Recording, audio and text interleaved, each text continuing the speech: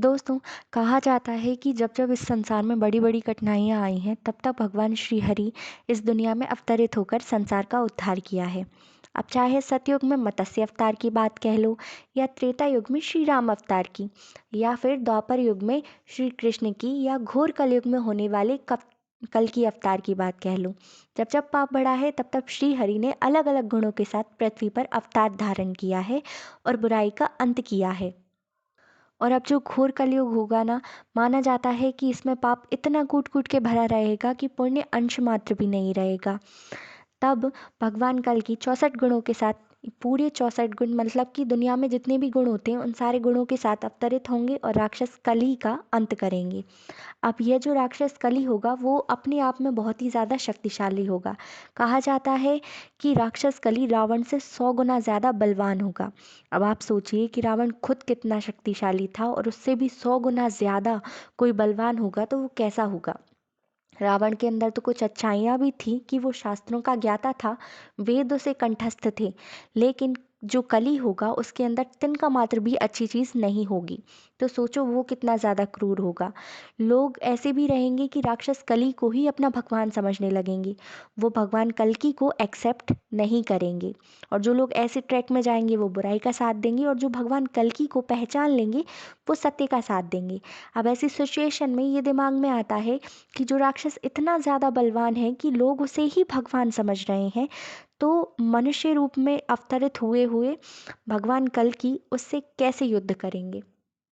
जितना बलवान राक्षस आज तक इस दुनिया में नहीं आया था, उससे मनुष्य रूपी श्री हरि, श्री कल्कि कैसे युद्ध करेंगे, कौन सी नीति अपनाएंगे, कैसे हथियारों का उपयोग करेंगे।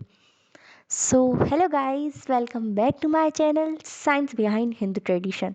और दोस्तों, आज इस वीडियो में हम इसी गुत्थी को सुलझाने की कोशिश करेंगे, उन्हीं जिंदा प्रमाणों को जानने की कोशिश करेंगे जो साबित करते हैं कि भगवान कल की किस प्रकार की ताकत होगी उनमें, वो कैसी युद्ध नीति अपनाएंगे और किस प्रकार के हथियारों का वे प्रयोग करेंगे।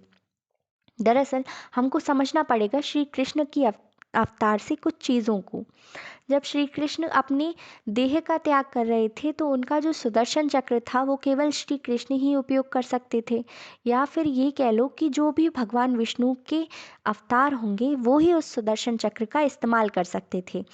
कोई भी उस सुदर्शन चक्र को हैंडल नहीं कर सकता था, संभाल नहीं सकता था, केवल श्री कृष्ण ही संभाल सकते थे।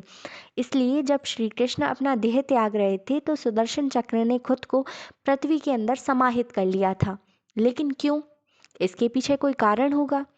कारण ये कि माना जाता है भगवान कल्कि जब आएंगे तो वो सुदर्शन चक्र धरती को चीर कर वापस निकलेगा और भगवान कल्कि उसे धारण कर लेंगे। लेकिन वो सुदर्शन चक्र की मदद से युद्ध कैसे करेंगे, उनकी क्या नीतियाँ होंगी, वो वह सीखेंगे भगवान परशुराम से। जी हाँ, भगवान परशुराम जो कि भगवान विष्णु के ही अवतार थे, वे आज भी जीवित हैं। माना जाता है कि महेंद्रगिरी पर्वत पर रहते हैं, लेकिन उनके जीवित रहने का क्या कारण है? यही है सबसे बड़ा, कि जब कल्कि अवतार यहाँ पृथ्वी पर जन्म लेंगे तो भगवान परशुराम उन्हें युद्ध नीति सिखाएंगे, उन्हें शास्त्र नीति समझाएंगे, उन्हें सब कुछ सिखाएंगे, उनके गुरु होंगे। जितने भी चिरंजीवी हैं, जैसे कि अश्वत्थामा की बात कह लो, विभीषण जी की बात कह लो, सबके सब भगवान कल्कि का युद्ध में साथ देंगे। अब बात आती है कि कर्ण की तरफ। जी हाँ, कर्ण के पास कवच और कुंडल था, जो कि मुझे आप लोगों को एक्सप्लेन करने की ज़रूरत नहीं है, आप सबको पता होगा। तो कर्ण के जो कवच और कुंडल भगवान इंद्र ने छल से प्राप्त किए थे, दूसरा रूप धारण करके, तो आप लोगों को पता होगा कि उन्होंने वो कवच और कुंडल जो हैं वो धोखे से प्राप्त किए थे। तो जो छल से और धोखे से प्राप्त की हुई चीज़ होती है वो स्वर्गलोक में एंटर नहीं कर सकती थी। इसलिए माना जाता है कि भगवान इंद्र ने इन कवच और कुंडल को भी अपने साथ नहीं ले जा पाए थे, तो उन्होंने इन कवच और कुंडल को ऐसे समुद्र के पास रख दिया था जिस समुद्र में सबसे पहले सूर्य की किरण पड़ती हो। वो जगह माना जाता है कि उड़ीसा के कोणार्क में स्थित है। वहाँ पर एक ऐसा सूर्य मंदिर है कि लोगों का मानना है कि उसके अंदर कर्ण के कवच और कुंडल आज भी मौजूद हैं। दरअसल मंदिर को जब आप देखेंगे तो पाएंगे कि इस मंदिर में पूजा नहीं होती। इतना भव्य, इतना विशाल मंदिर है, लेकिन पूजा क्यों नहीं होती? और क्यों इस मंदिर के होने का क्या कारण है? इस मंदिर की को कई लोगों ने तोड़ने की कोशिश की, लेकिन असमर्थ रहे। और क्यों कोई इसके अंदर जाके ये एक्सप्लोर नहीं कर पाया कि पूजा क्यों नहीं होती है? इसका जवाब देते हुए बहुत सारे इतिहासकार कहते हैं, जो लोग शास्त्रों को समझते हैं, ये कहते हैं कि पूरी पॉसिबिलिटी है कि भगवान इंद्र ने जो कवच और कुंडल रखे थे वो यहीं रखे हों। जो ये मंदिर था, मंदिर के नीचे की तरफ एक सुरंग गई हुई है जो कि काफ़ी निचले तल में है। वहाँ पर आज भी कर्ण के कवच और कुंडल रखे हैं। और तक्षक नाग, जो कि आप ने सुना होगा, बहुत ही ज़्यादा प्रसिद्ध है, उनका नाम आपने कई कथाओं में सुना होगा, तो वो वहाँ रहकर कर्ण के कवच और कुंडल की सुरक्षा करते हैं। तो दोस्तों, पार्ट 1 में बस इतना ही।